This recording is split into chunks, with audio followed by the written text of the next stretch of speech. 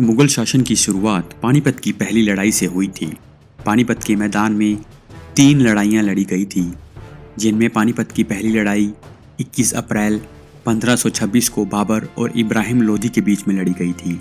वहीं दूसरी लड़ाई 5 नवंबर 1556 को हेमू और अकबर के बीच लड़ी गई थी, जबकि पानीपत की तीसरी लड़ाई मराठों और अहमद शाह अब्दाली के बीच 1761 में लड़ी गई थी। पानीपत की तीनों ही लड़ाइयाँ बहुत निर्णायक रही हैं। पानीपत की दूसरी और तीसरी लड़ाई का वीडियो आप डिस्क्रिप्शन में जाकर देख सकते हैं। इस वीडियो में हम आपको बताने वाले हैं पानीपत की पहली लड़ाई के बारे में। इस लड़ाई में बाबर, जिसके पास बहुत थोड़ी सेना थी, उसने इब्राहिम लोदी की वॉर एलिफेंट से लैस सेना को पराजित कर दिया था। पानीपत की ये लड़ाई इतिहास की उन लड़ाइयों में से थी जिनमें पहली बार गन पाउडर का इस्तेमाल हुआ था।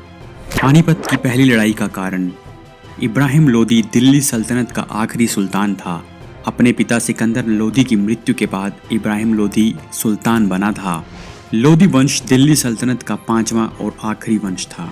सिकंदर लोदी की तरह इब्राहिम लोदी एक अच्छा सुल्तान नहीं बन सका। वो अपने ही लोगों पर जुल्म करने लगा और लोगों को डरा कर शासन करना चाहता था।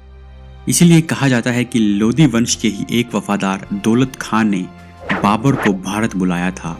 वहीं बाबर तैमूर और चंगेज खान का वंशज था।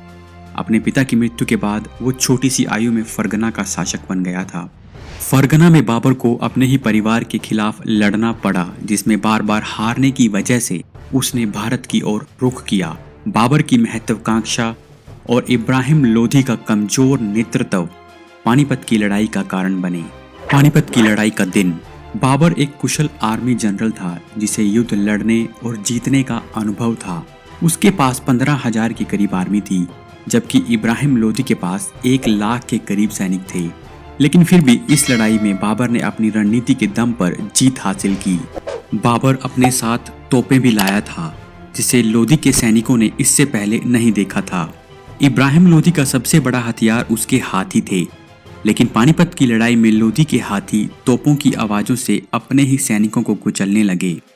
बाबर को इस लड़ाई में इब्राहिम के विरोधियों का साथ भी मिल गया था, लेकिन उसकी जीत की असली वजह रही उसकी युद्ध नीति। उसने लड़ाई के मैदान में अपनी सेना को फैला दिया और लोदी की सेना को बीच में से ही आक्रमण करने के लिए मजबूर किया। बीच में रखी तोपों ने लोदी की सेना को बहुत नुकसान पहुंचाया। बाबर ने इस लड़ाई में बहुत सी बैलगाड़ियों को लड़ाई के मैदान में खड़ा कर आपस में बांध दिया और उनके बीच से तोप के गोले दागे गए। वहीं लोदी के पास लड़ाई में लड़ने के लिए कोई रणनीति नहीं थी। उसने अपने हाथियों को बाबर की सेना पर छोड़ा, पर हाथी तोपों के गोलों की आवाज से खुद की सेना को ही कुचलने लगे। लोदी ने अपनी मुख्य सेना अपने पीछे रखी थी, जिससे वो खुद पहले ही लड़ाई के मैदान में उतर गया था।